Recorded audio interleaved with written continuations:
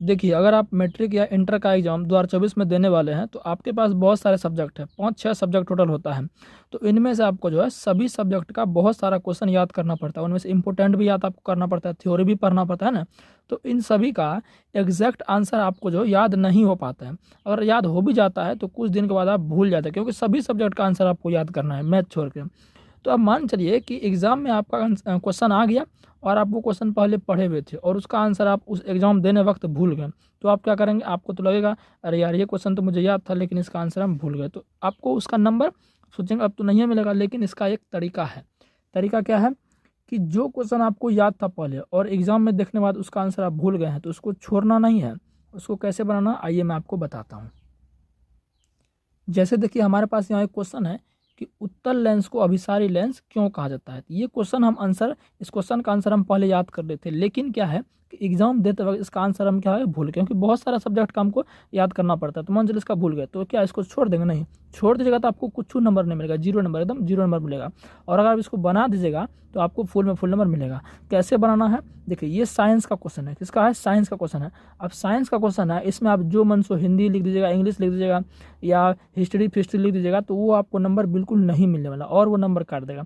तो आपको इससे साइंस से रिलेटेड ही लिखना है। क्या? साइंस से रिलेटेड ही लिखना है। कैसे लिखेंगे, आइए मैं आपको बताता हूँ। जैसे दिया है उत्तल लेंस को अभिसारी लेंस क्यों कहा था, तो इसका आंसर हम भूल गए। आइए मैं इसको बताता हूँ कैसे इसका आंसर आपको लिखना है।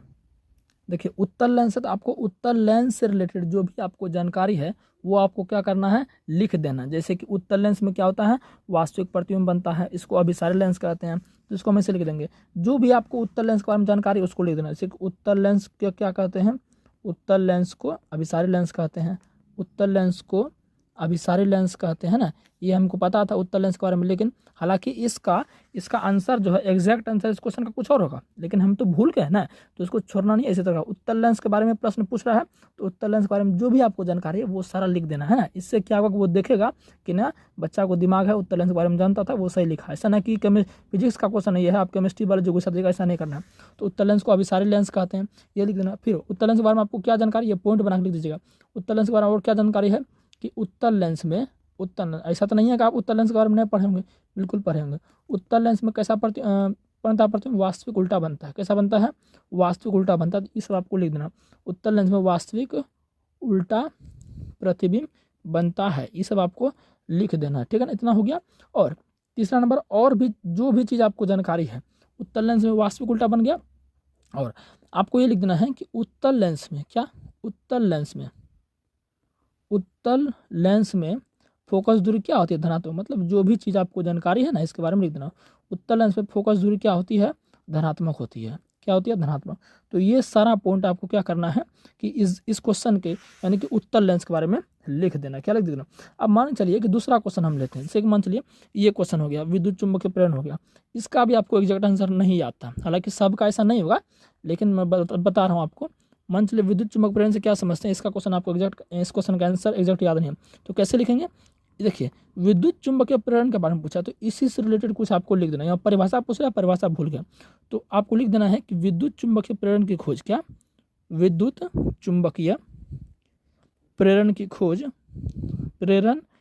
खोज किसने की थी? आपको पता है, फैराडे ने की थी। किसने की थी? फैराडे ने की थी। इतना पॉइंट हो गया। फिर आपको इसी में लिख देना है कि विद्युत चुम्बकीय प्रेरण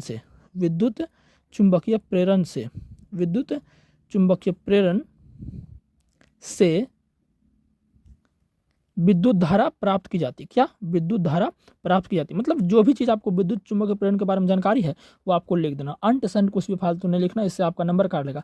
अगर इतना आप लिख देते हैं तो आपको एक भी नंबर नहीं काटेगा। ये 2 मार्क्स का प्रश्न, आपको 2 नंबर मिल जाएगा, ठीक है ना। तो ये तरीका है कि अगर एग्जाम में प्रश्न का आंसर भूल जाए तो आपको इस तरह से जो है लिख देना है, ठीक है ना। उम्मीद है कि ये वीडियो आपको अच्छा लगा होगा।